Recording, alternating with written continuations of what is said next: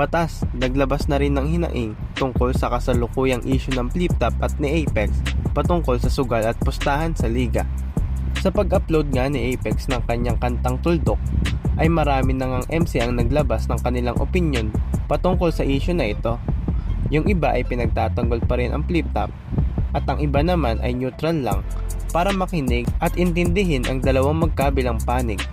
Sa review nga ni Batas sa laban ni Poison 13 at GL, ay nagkaroon na rin ito ng kanyang insight tungkol sa issue. Intro pa lang ay naglabas na ito ng mensahe. Sinabi niya dito na sobra na ang akusasyon at aligasyon at dagdag pa niya na oo, importante ang opinyon pero hindi importante marinig ng lahat. Kahit si Sak Maestro ay napapost sa sinabi ni Batas. Nakalimutan ko tuloy pumosing para sa thumbnail. Putang ina. Hindi, pero alam mo yun, yung mga akusasyon, aligasyon, parang tangina. Sobre.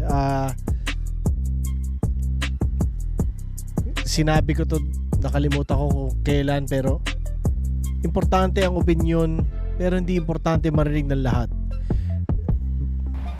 Parang sinasabi dito ni Batas na hindi lahat ng opinyon ng bawat tao ay dapat mapakinggan ng iba at hindi naman porket naglabas ng opinyon ng isa ay paniniwalaan na ng lahat. Dinagdagan niya pa ang mensahe niya dito na sa opinyon ng isang tao nasusukat kung gaano ito katalino at sinabi niya na dapat mag-isip-isip muna bago magsalita. Sa opinyon ng isang tao nakikita mo rin minsan kung gaano katanga eh, 'di ba? So alam mo 'yun, parang tangina, mag-isip-isip din bago magsalita. 'Yun. So antindi. Sinabi rin dito ni Batas na hindi kailangan magpa-apekto ng isang tao at ng Flip-Top sa opinyon at tingin ng taong hindi naman relevant sa battle rap. Hindi tayo pwedeng, alam mo yun, parang fuck. Alam nga naman putang na maapektuhan tayo dahil sa mga opinyon o tingin ng mga tao na hindi naman talaga relevant, 'di ba?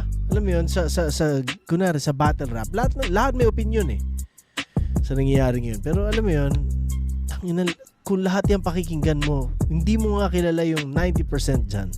So fuck. Medyo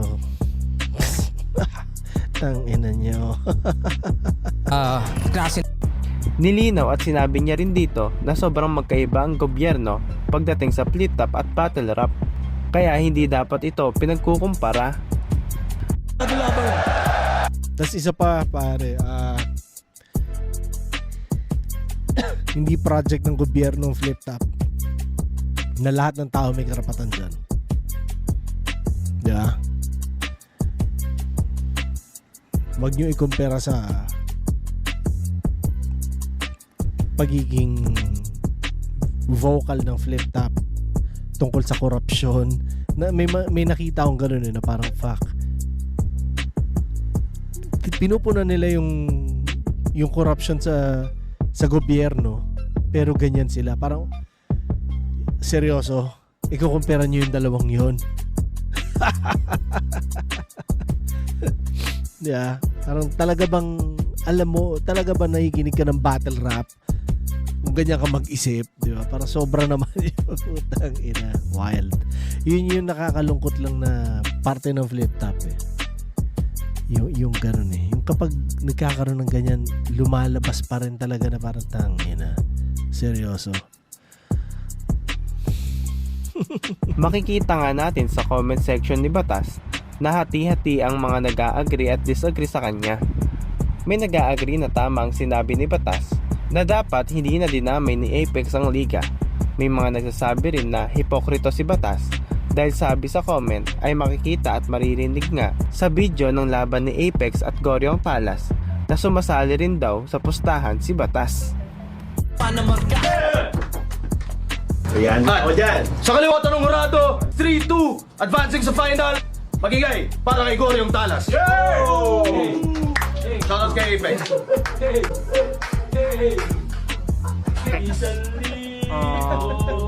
First 2 rounds, higit talaga para sa akin. Sa round 1, lumamang si Goryo.